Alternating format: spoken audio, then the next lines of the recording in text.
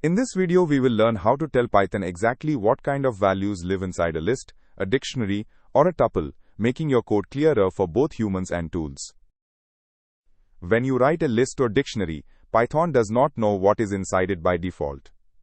Typed collection annotations let you label the contents, so your intent is crystal clear. Think of a typed collection like a labeled storage box. The label tells you and your tools exactly what kind of items belong inside before you ever look in. On line 1, we define a function called total. The parameter nums is annotated as list of int, and the arrow shows it returns an integer. Line 2 uses the built-in sum function to add up every integer in nums and returns the result. Line 4 creates a variable called scores, annotated as list of int, and assigns it 3 whole numbers.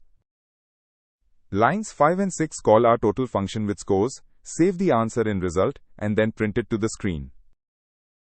When we run the file, Python prints 60, which is 10 plus 20 plus 30. The annotation told us we would get an integer back, and we did. Dictionaries and tuples can be annotated the same way. Dict of str and int means every key is text and every value is a whole number. This syntax is built in from Python 3.9 onwards.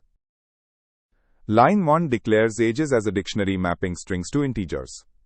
At a glance, anyone can see that names are keys and whole numbers are values.